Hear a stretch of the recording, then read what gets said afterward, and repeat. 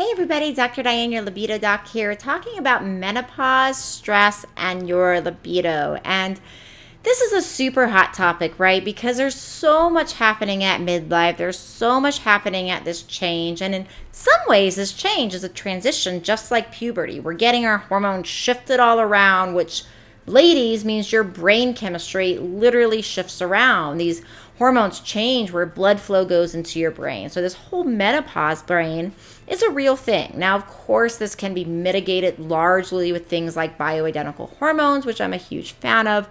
But what about the hit on your libido? What about the hit sometimes on self-esteem, right? What about the hit on sometimes energy that is zapped because of being up all night with hot flashes? Well, all of those are good reasons for bioidentical hormone therapy.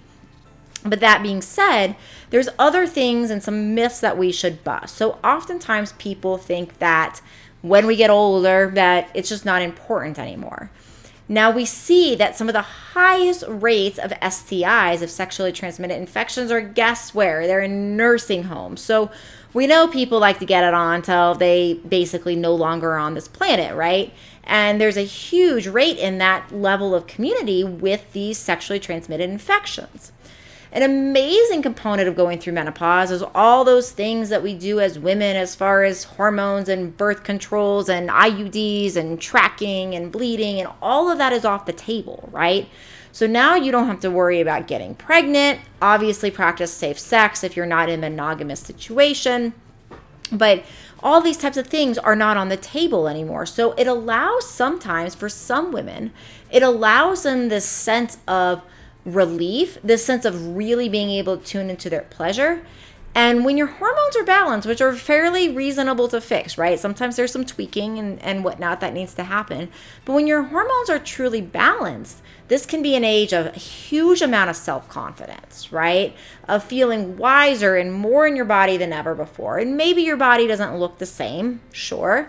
But there's ways that we can age gracefully, that we can actually see these hormones in our bodies. And I'm thinking about this a lot because I'm in my mid-40s and I'm starting to see changes in my body that are happening, and some of these things, and menses getting scantier. And this is a huge important thing for me, especially at this point in my life, of like making sure to go through this transition with ease. But the thing of it is, so many times we see with menopause that when you get to menopause, and even in perimenopause, it's not like you don't have any more estrogen and progesterone and testosterone.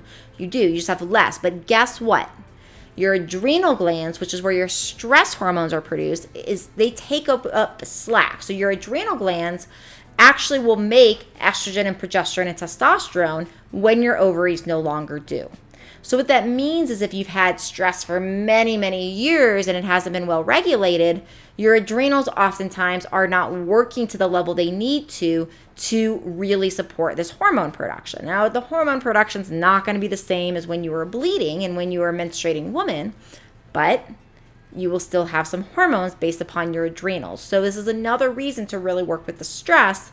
Another reason to work with that oxytocin. Another reason, remember in an earlier video, I talked about the arousal cycle of women, and sometimes to get aroused, women have to just go for it, right? That is very different than the men's arousal cycle that starts with that excitement. For women, it's much of the time, we need that touch, we need that to like kind of get in that touch and that emotional and physical connection. And then when we're in the middle sometimes of intimacy, that's actually when we get aroused, right? It's not always before. And so when it comes to using sex as a way of managing menopause and menopausal symptoms, which can really help with that because of oxytocin's impact on the brain, on stress, on the adrenals that are producing testosterone, progesterone, and estrogen, and on serotonin, the happy hormone, right? We can use sex during this transition as a way of combating some of these symptoms.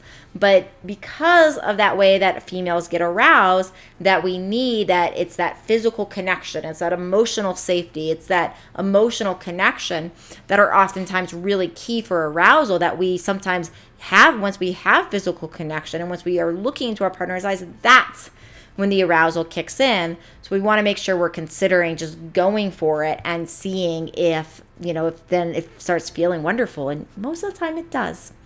So that's it for this episode. You can always get more. I have classes on menopause and libido and how to mitigate this. I have master classes on this where we go a lot more into these details, into testing, into other treatment ideas. I'll put that link in the show notes for you. Make sure you check my master class out. And that's it for now. I will see everybody in another video.